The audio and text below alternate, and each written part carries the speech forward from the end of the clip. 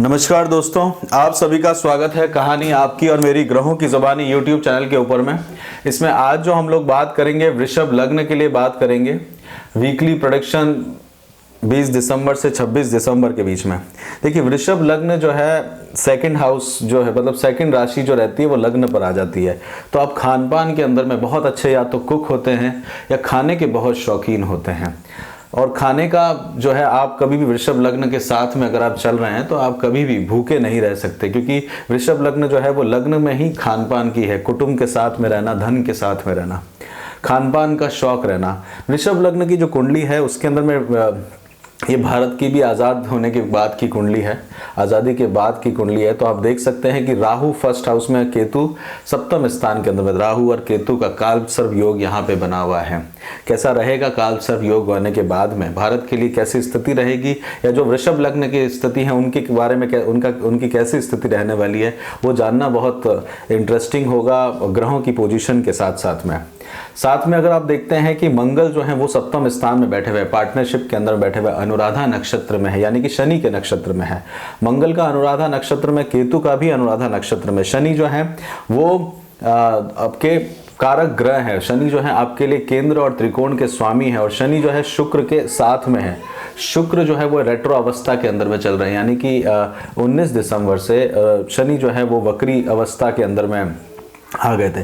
Retro अवस्था के अंदर में जो शनि चल रहे होते हैं, तो जो ग्रह उनके साथ में होता है, कंजक्टेड होता है। कोई भी ग्रह अगर रेट्रो चल रहा हो तो कोई भी ग्रह के साथ में जो उसके साथ में ग्रह होता है, या किसी ग्रह की दृष्टि होती है, जैसे राहु की दृष्टि है 1 2 3 4 5 6 7 8 9 नवम दृष्टि है। तो ये जो दृष्टि जो रहती है उसकी जो आदतें हैं, उस ग्रह की जो स्थितियां हैं वो ले लेते हैं। और देखिए, राहु और शनि जो है, शनि एक अपने आप में ग्रह, उसकी बहुत एक्सट्रीम पावर जो रहती है वो राहु हो जाते हैं। जैसे वैसे ही जो है मंगल के एक्सट्रीम पावर केतु हो जाते हैं। तो देखिए, यहाँ पे राहु की नवम दृष्टि के साथ में शनि को देख रहे हैं, और केतु और मंगल साथ में ही बैठे हुए। तो एकदम एनर्जी का जो लेवल है, जो इसका इलेक्ट्रोमैग्नेटिक एनर्जीज जो रहती हैं हर प्लेनेट की रहती है, वो काफ़ी तेजी से बढ़ी हुई रहती हैं। और कालसर्प कुंडली के अंदर में देखिए तो एक तरफ में एनर्जी बहुत ज़्यादा रहती, तो एक तरफ में एनर्जी का झुकाव रहता है, जो कि कर्म क्षेत्र के ऊपर में, लाभ के ऊपर में, आपके भाग्य के ऊपर में, अष्टम भाव के ऊपर में। देखिए, अष्टम भाव जो है वो बैंक्रप्सी से रिलेटेड होता है, अष्टम भाव जो है एक्सीडेंट से रिलेटेड होता है। और अष्टम भाव के अंदर में गुरु की राशि आती है। शुक्र और गुरु की मित्रता नहीं है। आपके लिए जो बड़े भाई बहनों का स्थान है वहां पे भी गुरु की स्थिति आती है। गुरु जो है वो बड़े भाई बहनों से, तो वृषभ लग्न को या तो बड़े भाई बहनों से बहुत ज्यादा लेना देना नहीं होता, या बड़े भाई बहन उससे जितना एक्सपेक्टेशन होता है उससे उनका उतना मिल नहीं पाता। तो वहां पे उनको गुरु की राशि आने के कारण रहता है। और शुक्र और गुरु दोनों ही नैसर्गिक शुभ ग्रह हैं, परंतु गुरु जो है वो उतना अच्छा कर नहीं पाते। गुरु जो है वो केंद्र में आए हुए हैं, कर्म स्थान के अंदर में आए हुए हैं, कारक भाव नाशक स्थिति के अंदर में आए हुए हैं। और गुरु जो है धनिष्ठा नक्षत्र में है, यानी कि मंगल के ही नक्षत्र में आए हुए। मंगल जो है वो केतु के साथ में बैठे हुए हैं। और इस समय में आप देखेंगे तो मंगल जो है वो सेनापति हैं देवताओं के, और राहु और केतु जो है, राहु बेसिकली सेनापति हैं दैत्यों के, और वहां पे उनकी सप्तम दृष्टि उन पे लगी हुई है। तो वो एक बहुत बड़ा चेंज लेके आता है। सूर्य जो है वो पंचम स्थान के स्वामी रहते हैं, माता के स्थान के स्वामी रहते हैं। वो मूल नक्षत्र के अंदर में चल रहे हैं, वो केतु के ही नक्षत्र में चल रहे हैं। और वो अपने केतु जो है सप्तम स्थान पे, वहां से सेकंड भाव के अंदर में, मतलब सडन चेंजेस के अंदर में।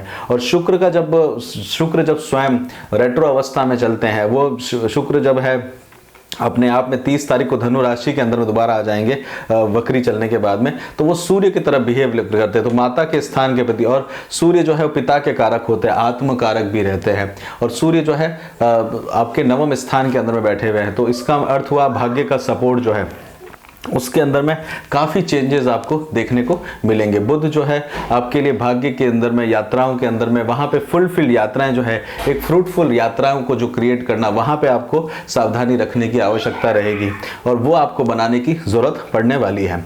बुध जो है वो आपके लिए तीसरे स्थान के स्वामी है। बुध जो है वो आपके लिए धन के कारक में है। बुध जो है वो आपके लिए परिवार के कारक में है, और वो आपके इन-लॉज के घर के अंदर में आए हुए हैं। सूर्य और बुध का बुध आदित्य योग है। बुध जो है उदय होंगे 22 तारीख को, और सूर्य भी जो है वो भी अपने आप में एक उदय वाला कार्य, उत्तरायण के अंदर में उदय होने का कार्य करेंगे। शनि की दृष्टि आप देखिए, शनि की जो तीसरी दृष्टि होती है वो आपके अपने आप में डिजायर्स को पैदा करती है। तो शनि जो है तीसरी दृष्टि से 1 2 3 यानी कि लाभ प्राप्त करने के बारे में, यात्राओं से लाभ प्राप्त करने के लिए वहां पे लेके जाएगी। और सप्तम हाउस के अंदर में मंगल अपने ही घर में बैठे हुए हैं, मंगल अपनी वृश्चिक राशि के अंदर में बैठे हुए हैं, और यहाँ पे आप देखेंगे तो वहां से तीसरे स्थान के अंदर में शनि बैठे हुए हैं।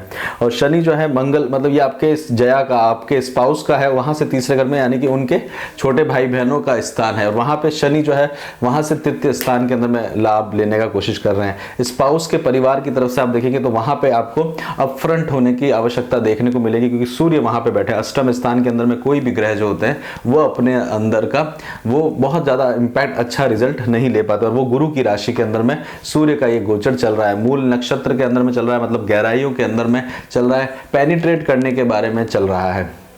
इसमें आगे की तरफ में गुरु की पोजीशन देखिए तो गुरु जो है पंचम दृष्टि से आपके धन की तरफ, आपके परिवार की तरफ, कुटुंब की तरफ, आपके माता के स्थान की तरफ में, हृदय स्थान की तरफ में, कन्वेंस के ऊपर में, कन्वेंस या गाड़ी के ऊपर में उनकी दृष्टि है। देखिए गुरु की पंचम दृष्टि, सप्तम दृष्टि और पंचम दृष्टि जो है वो आपके 2 हाउसेस में रहेगी, और वहां पे चंद्रमा का गोचर रहेगा, वहां पे चंद्रमा का मूवमेंट रहने वाला है। तो कर्म स्थान के अंदर में कारक भाव नाशक स्थिति में थोड़ा सा दबाव आपको देखने को मिलेगा।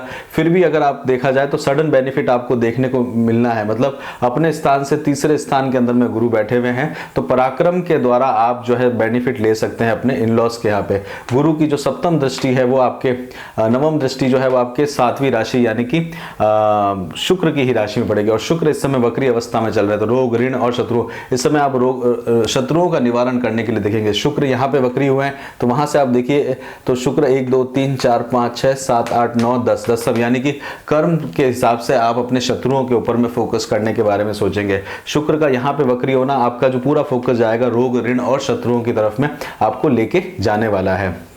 इसके अंदर में शनि का श्रवण नक्षत्र के अंदर में है, विष्णु जो है इसके प्रिजर्वेंस रहते हैं, सुनने मात्र से कार्य को करने का आप कार्य इस समय में देखेंगे। यात्राएं आपके लिए ले सकती है, संगति का आपको ध्यान देने की आवश्यकता है। आपके लिए अध्यात्म के अंदर में आपको अध्यात्म के सूर्य जो होते हैं वो मंदिरों से रिप्रेजेंट करते हैं, तो वो वहाँ पे आपको केंद्रित करने का या उस तरह की यात्राओं के अंदर में आपको लेके जाने के लिए कार्य करते हुए दिखेंगे।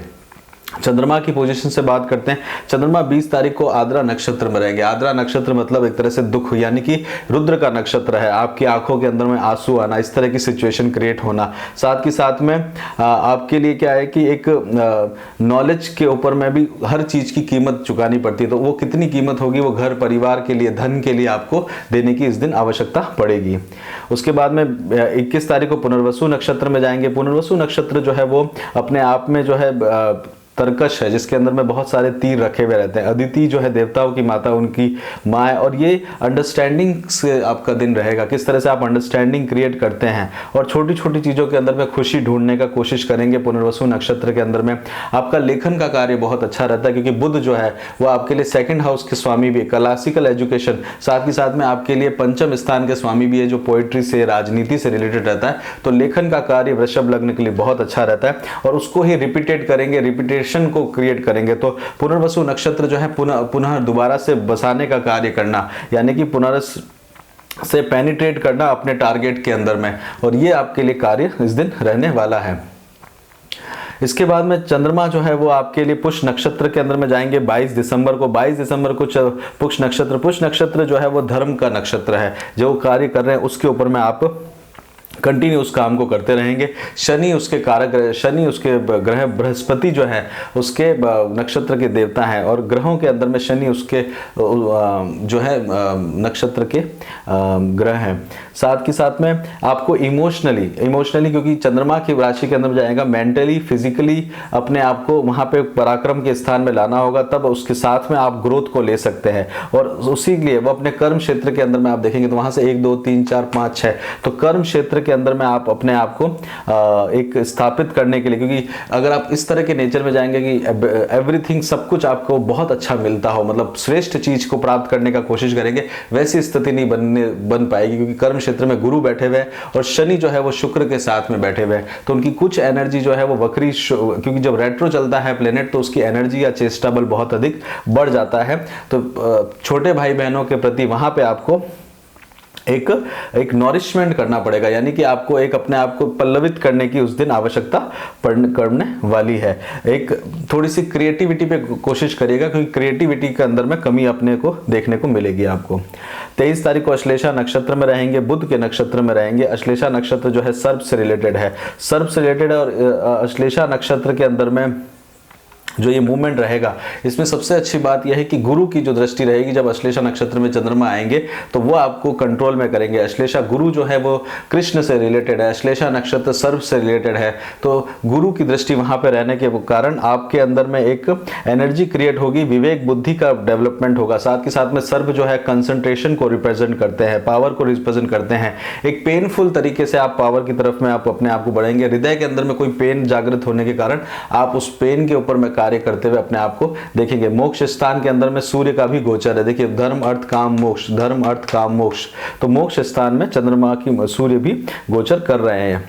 उसके बाद में आप देखेंगे 24 तारीख को मघा नक्षत्र के अंदर में चंद्रमा जाएंगे। मघा नक्षत्र केतु का नक्षत्र होता है। स्पाउस के घर में चंद्रमा बैठे हुए हैं, केतु बैठे हुए हैं।